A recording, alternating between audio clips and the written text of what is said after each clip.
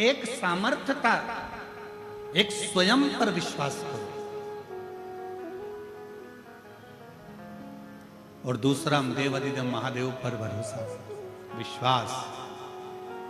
लाखों की संख्या में आप आए हो, ये विश्वास मानकर रखना। जब आप कथा सुनोगे, कथा के बीच में जब श्री शिवाय नमस्तुभ्यम का 5 बार उच्चारण आप और हम करेंगे, जब हम बाबा से कहेंगे बाबा सब दुख काटो, आप और हम साथ में बोलेंगे, 2 क्षण के लिए जब आप और हम मौन हो जाएंगे, चुप हो जाएंगे, उस समय पर नेत्र बंद कर कर आप बाबा से जो मांगते हो, मेरा शंकर 3 महीने में तुम्हारी झोली में वो लाकर डाल दे, मेरा शिव को दे दे।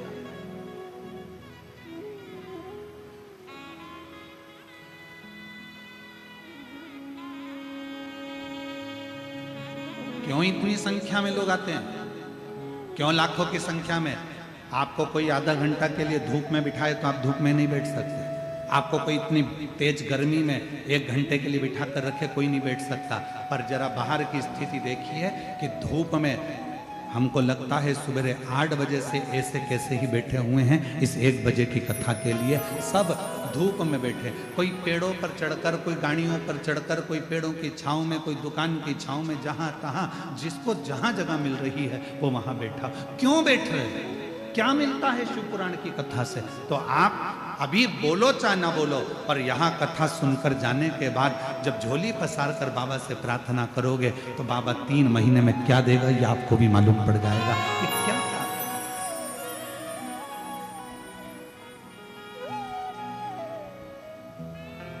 कितनी उदारता है उसमें।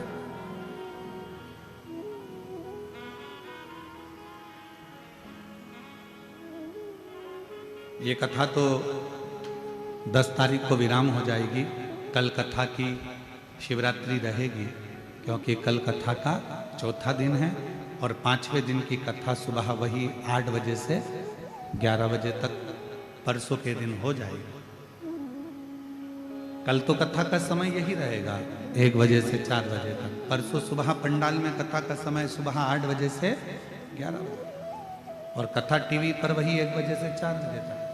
ये कथा 10 तारीख को विराम हो जाएगी। 14 तारीख से 20 तारीख तक देवघर झारखंड बाबा बैद्यनाथ जी की पवित्र भूमि पर वो पवित्र कथा 14 से 20 तारीख तक दोपहर में 1 बजे से 4 बजे तक चालू हो।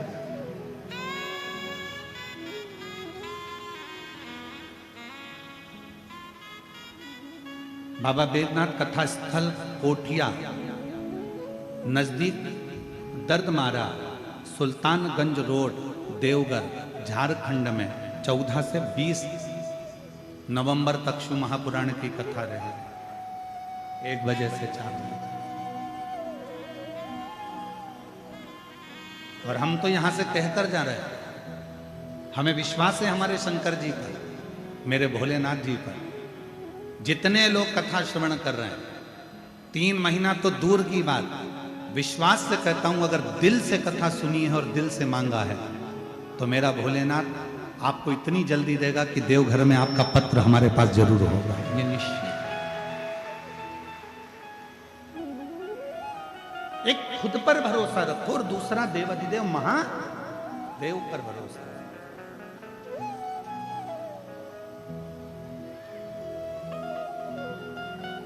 कोई कह दे तुम्हारा भाग्य बेकार है, ना ना ना, मेरा भाग्य बहुत अच्छा है, मैं शंकर जी की कथा सुनती हूँ। कोई कहे तुम्हारी किस्मत बुरी है, ना ना, मेरी किस्मत जैसी किसी की किस्मत नहीं हो सकती, मैं शंकर जी के मंदिर में 1 लोटा जल चढ़ाने रोज जाती हूँ, ये मैं किस्मत वाली हूँ, मैं भाग्यशाली हूँ। कोई कहे तुम्हारी पत्री का बुरी, हाँ हो सकता है। कोई कहे तुम्हारी हाथ की रेखा बुरी, हाँ हो सकता है। कोई कहे तुम्हारी घर की दशा बुरी, हाँ हो सकता है। पर इतना जरूर है कि मेरा शंकर, मेरा ओघड़दानी, जिस पर मैं भरोसा करती हूँ और अपने आप पर भरोसा करती हूँ, एक दिन अपनी जन्म पत्रिका को भी बदल कर मानूंगी और एक दिन अपने हाथ की रेखा को भी बदल कर मानूंगी। वो आपकी मेहनत बदलेगी, वो आपका परिश्रम बदलेगा, वो आपका कर्म बदलेगा।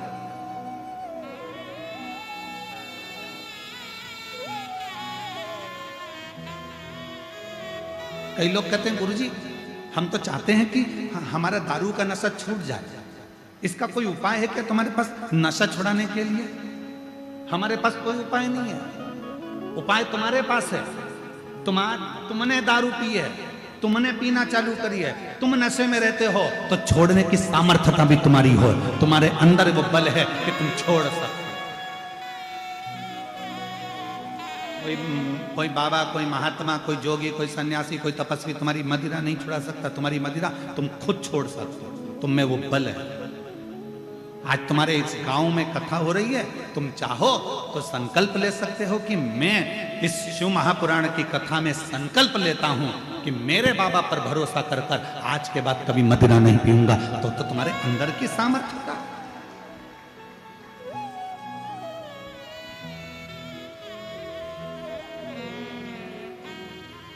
तुम्हारे भीतर की सामर्थ्यता।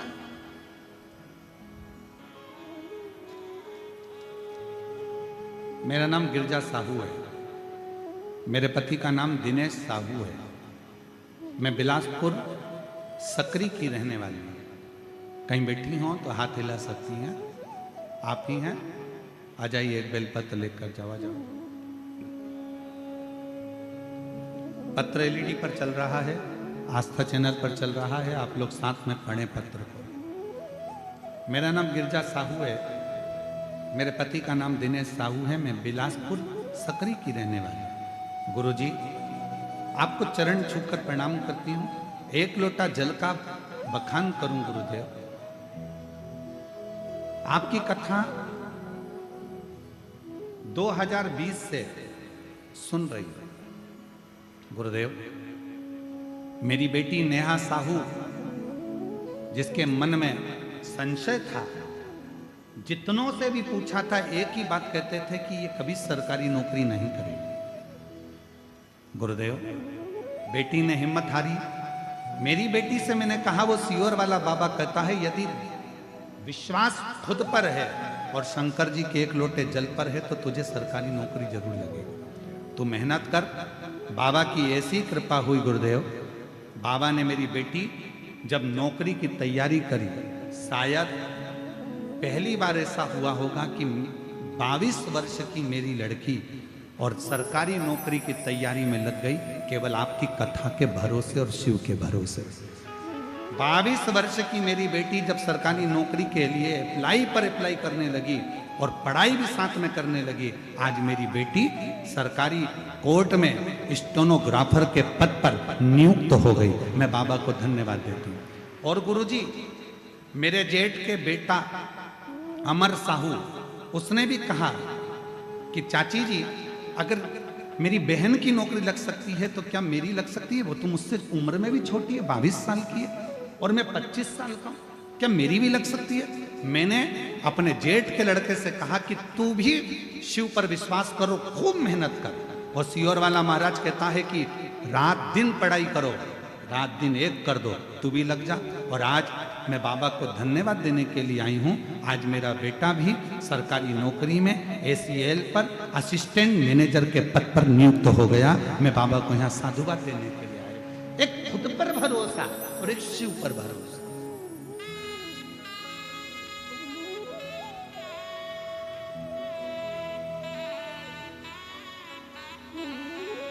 आप अपने आप पर कितना भरोसा करते हैं? हमें हमारे महादेव पर इतना भरोसा है, इसलिए हम अपनी व्यासपीठ से कह देते हैं कि यहां कथा सुन रहे हो, यह कथा 10 तारीख को विराम होगी। और हमारा विश्वास कहता है, अगर दिल से सुनी है, इस पवित्र कथा के पंडाल में बैठकर वहां की मिट्टी को तुमने आरती के बाद अपने हृदय से लगाकर जो मांगा है, दिल से प्रार्थना करी है, तो 14 से 20 नवंबर की जो देवघर में कथा होगी, उसमें आपका भी पत्र जरूर मिलेगा। ये विश्वास के साथ। गणेश तिवारी जी, यहाँ कथा में हमारे रायपुर के पास का एक गांव है, वहां के खंडेलवाल जी बैठे हैं, यजमान बने थे। कहाँ है? हाँ, आप। हम इनसे कहते हैं कि आपने जब से कथा कराई तब से आप प्रत्येक कथा के पंडाल में, जहां भी कथा होती है वहां के पंडाल में 5-10 मिनट के लिए जाते जरूर। और इतनी दिव्य और भव्य कथा कराई थी आपने भी, जैसे आप करा रहे हैं वैसे। मैं साधुवाद देता हूँ खंडेलवाल जी आपको बहुत बहुत।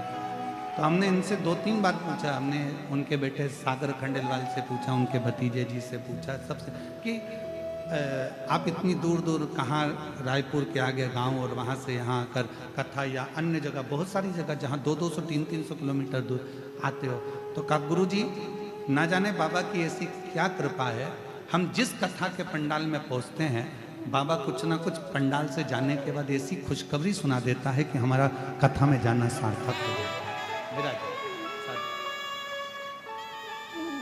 हमारा कथा में जाना सार्थक हो जाता है।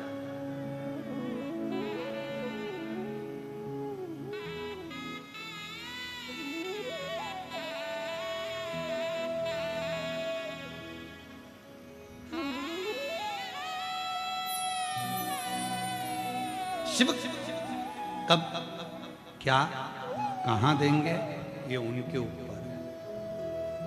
एक कितनी सुंदर कथा है। देवता और राक्षसों ने मिलकर समुद्र का मंथन किया।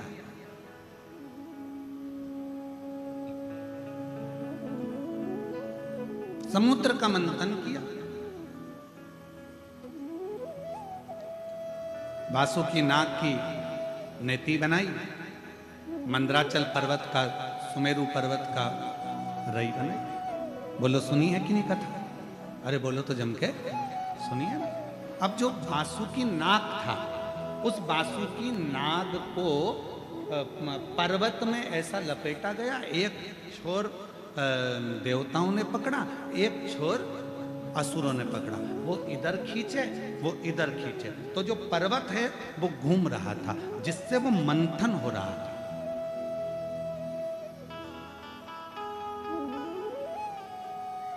अब पर्वत को घुमाया जा रहा है तो पर्वत का कुछ बिगड़ेगा क्या? जम के बोलो जरा। अरे बोलो तो। बिगड़ेगा किसका? जो देवता खींच रहे हैं उनका कुछ बिगड़ेगा? जो असुर खींच रहे हैं उनका कुछ बिगड़ेगा? नहीं। बिगड़ेगा किसका? एक तरफ सांप का मुख पकड़ा है वासुकी नाग का, दूसरी तरफ वासुकी नाग की पूंछ पकड़ी है और खींचा जा रहा है। सबसे ज्यादा कष्ट किसको हो रहा होगा? पर्वत को, देवता को, असुर को कि नाग को? बोलो बोलो बोलो। नाग को। सर्प को सबसे ज्यादा तकलीफ हो रही होगी। और बाद में हुआ क्या?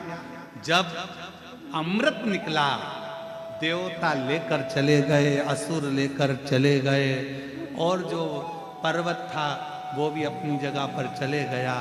पर सबसे ज्यादा जिसको तकलीफ थी, घिस घिस के वो सांप की हालत खराब हो गई थी। वासुकी नाग के शरीर से रक्त टपक रहा था। वो वासुकी नाग पूरा छरछर हो गया था, एक कोने में पड़ा हुआ था, कोई देख नहीं रहा था, सब अमृत पीने में लगे थे।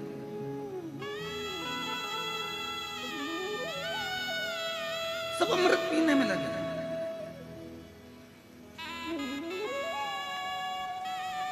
ये दुनिया की रीति है। अपना काम बनता, चूल्हे में जाए, हम काय को बोले, तुम बोलो। ये दुनिया की रीति है। अपना काम बनना चाहिए, अपना काम हो जाए, इसके बाद तो कोई पूछता ही नहीं। कहाँ हो श्रीमान, क्या कर रहे हो श्रीमान, कोई नहीं पूछेगा। और ऐसे तो फिर काकी जी, भाभी जी, बुआ जी, फूफा जी, नाना जी, मामा जी, हव साहब।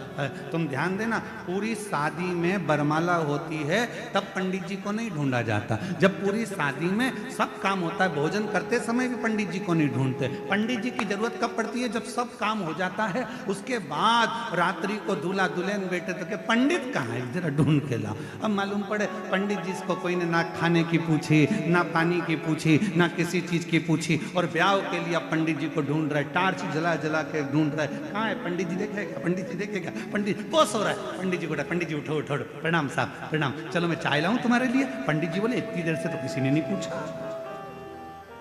शादी कराना है ना, ब्याह में फेरे डलवाना है। पंडित जी चाय पी लो, पंडित जी को चाय पिलाई, मुंह धो लो, पंडित जी थोड़ा चेहरा धो लो, पानी मिला दूं क्योंकि नींद नहीं आएगी। पंडित जी मैं तुम्हारा बैग उठा लूं, और ले जाकर शादी के मंडप में बिठा दिया। शादी के समय पर जब काम